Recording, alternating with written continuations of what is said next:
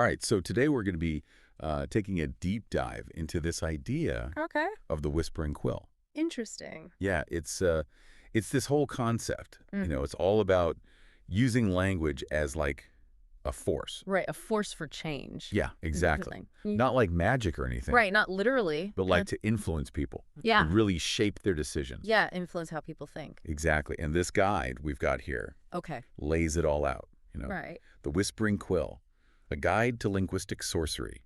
Oh, wow. Pretty catchy title, huh? It is. But it's not like spells and incantations. Right, more practical. Yeah, it's all about how you can Mm-hmm. use language to almost like Yeah. subtly nudge someone towards a certain choice. It is fascinating how you can use language Right? to sort of guide those decisions. Exactly. Yeah. And it's not about like forcing them or anything. Right, it's not about traditional manipulation. Yeah, like something It's more about understanding how language right. works on us Yeah. on like a deeper level. At subconscious level. Exactly. Yeah, so instead of forcing someone Mhm. to do something, you're kind of guiding their thoughts in a way that makes them feel like it was their idea all along. Exactly. Tapping into the psychology of communication. Wow.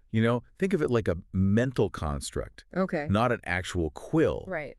It's about being aware of your words Yeah. and how much power they have. It really is mind-bending to think that if you can just understand language precisely, you can almost like... Right. You can kind of predict Yeah. how someone will react. Exactly. And this guide breaks it down into three main principles. All right. Resonant inflection, Mm-hmm. precision of word choice, Okay. and sublime control through language. Interesting. I know, right?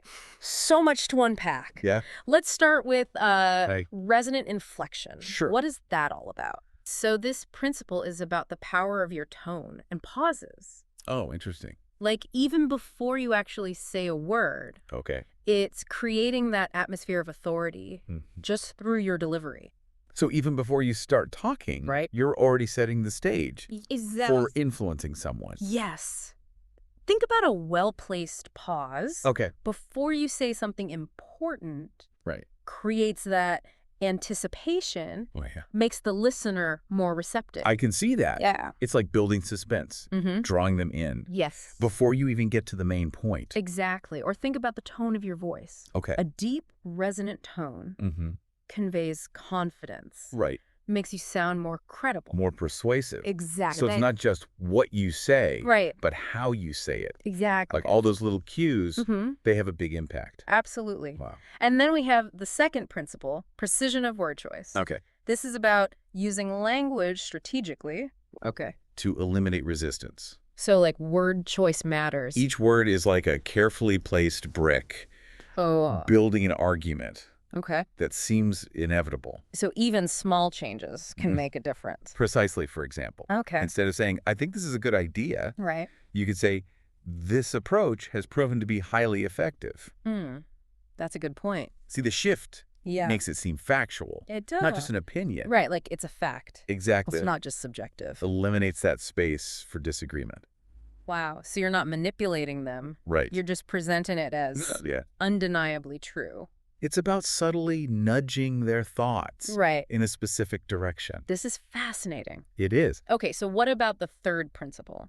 All right, so sublime control through language. Okay. This is where it gets really interesting. Lay it on me. This is about guiding the listener Okay. to a decision Mm-hmm. that they think is entirely their own. Even though you've carefully orchestrated the path. It's like an illusion of choice, Exactly. where every road leads to the same destination. Instead of dictating, you present options Right. that subtly favor your desired outcome. Yeah, so they feel in control, Exactly. but you're kind of nudging them along. Like a puppeteer, Whoa. but with words instead of strings. That's a powerful image. And the listener, Yeah. totally unaware, Right. feels ownership over the decision. This is incredible. Yeah, it is a powerful concept. But I have to admit, it's a little unsettling, too. It can be. It seems like Yeah. these techniques could be misused pretty easily. You're right to be cautious. Yeah. And the guide does address that. Oh, good. We'll dive into the potential dangers in a bit. Because it is intriguing, Yeah, but I can't help but think about I understand. the ethics of it all. Right, it's a fine line It is. between persuasion and manipulation. Yeah, it is a fine line for sure. It is. So you mentioned the guide talks about like the dangers of this whole whispering quill thing. It does. So like what are some of the risks? Well, one of the biggest ones is what the guide calls the echo chamber effect. The echo chamber effect. Yeah, it's when someone gets so good at using this kind of language that they lose the ability to just have like a normal conversation. So they're always trying to. Right. They're constantly trying to control the conversation to the point where they can't relax and just be themselves. Wow, that would be exhausting. It would be. Both for them and for the people around them. Yeah, like who wants to feel like they're being manipulated all the time? It erodes trust. Yeah. It makes people feel like they're not being heard. Right, like their thoughts don't even matter. Yeah. And even if you're not trying to be manipulative, just using these techniques can create this weird power dynamic. Oh, for sure. Yeah. And the guide also talks about predictability. Right. Imagine knowing the outcome of every conversation. That sounds so boring. It would be like every response is calculated. Yeah. Everything follows a script. It would take all the fun out of life. It really would. Yeah. And it would make you stop appreciating different perspectives. Oh, because you're so focused on... Yeah, you're so focused on controlling the narrative. Right. You don't listen anymore. So you're just stuck in your... You're stuck in your echo chamber. Right. Only hearing what you want to hear. Yeah. And that's dangerous. It is dangerous. Because you miss out on new ideas. Right. You stop growing. So it's like this mastery of the whispering quill could actually... It can backfire, make you worse at communicating. Wow. That's why the guide says. Okay. It's not about manipulating people. Right. It's about understanding language. Yeah. And using it responsibly. So it's a tool. It is a tool. That can be used for good or bad. Exactly. The key is like knowing the pitfalls. Right. And using it ethically. And making sure you're not hurting anyone. Exactly. Think of a teacher inspiring their students. Yeah. Or a leader motivating their team. Okay.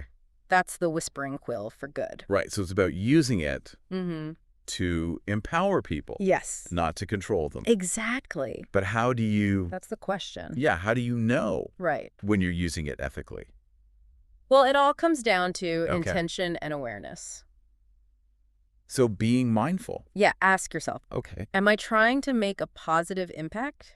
Or am I just trying to control people? Right. So being honest with yourself. Exactly. About why you're doing it. And being mindful of the other person. Yeah. Are you respecting them?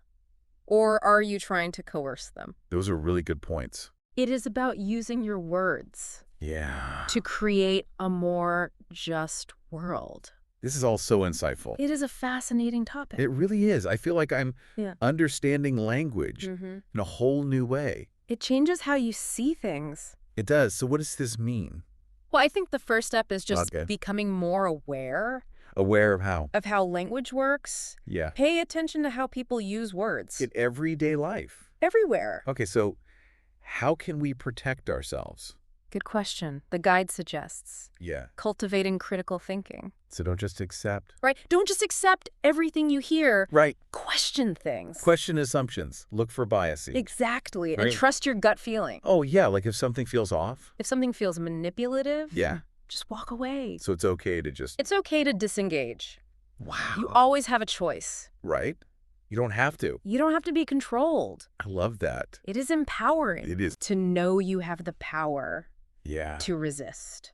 This has been such a great conversation. It has been fascinating. I feel like we're just scratching the surface. There's always more to learn. Always more to learn, but... But we've covered a lot. We have. About how to use language. More effectively. Yes. So before we wrap up, is there anything else from the guide?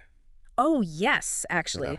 The guide emphasizes that the real power of language is not about persuasion. Right. It's about understanding and connection. That's a great point. It is. It's about building bridges. Exactly. Not walls. Language can be a force for good. I love that idea. Yeah. It's a powerful reminder. It is. You know, it's kind of scary to think how easy it is to fall into those manipulative patterns without even knowing it. It's like a hidden code in our conversations. It is once you see it. You can't unsee it. Exactly. And like we said, the whispering quill is more than just a bunch of techniques. Yeah, it's like a way of being. Exactly. You have to integrate it into everything you do. And the guide talks about what that actually looks like. It does. It describes a master. Okay. As someone who moves through the world with this quiet confidence, oh, wow. their words have power. Yeah. Not because they're loud or aggressive, Right. but because they're precise. Okay. Intentional. So they've like honed their language exactly into this super sharp tool. Yes, they cut through the noise. Right to the heart of the matter. They understand the nuances, The little things. the subtle ways that words can be used. To change how people think. To evoke emotions. Okay, so I'm picturing this person walking into a room. Yeah. And everyone just stops. And listens. Yeah, like they have this... They're like an aura of authority.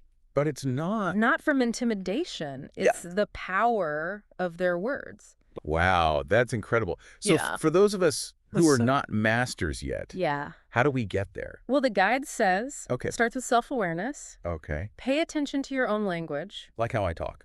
Yes, what tone do you use? Okay. What words do you choose? So it's like looking in the mirror. Exactly. At my own language. Yeah. Okay, and then experiment. Experiment with different words, different tones. Different ways of saying things. Exactly. See how it changes things. So be playful with it. Yes, language is a skill. Right. You can always improve it. But remember, the goal isn't to manipulate everyone. It's about using language more effectively. To make a positive change. Yeah, exactly. So it's about using this power for good. For good. And the guide also talks about authenticity. Yes. So even as I get better, I have to stay true to myself. Don't put on an act. Right. Be genuine. Yes, because the most powerful communication comes from a place of connection. I love that. Yeah. It's about understanding each other. And building relationships. This whole deep dive. It has been fascinating. It's been eye-opening. I hope our listeners will keep thinking about these ideas. So as we wrap up, what's the one thing? The one key takeaway. Yeah. I think it's that language is a force. Okay. But we can use it for good. Right. We can build bridges. Instead of walls. Instead of manipulate. And we can create a more just world. That's a beautiful thought. It is. It is. So to our listeners out there, go out and listen. Pay attention. To how people use language. And think about how you can use your word. To make a difference. To make a positive impact. That's our deep dive for today. Thanks for joining us. We'll see you next time.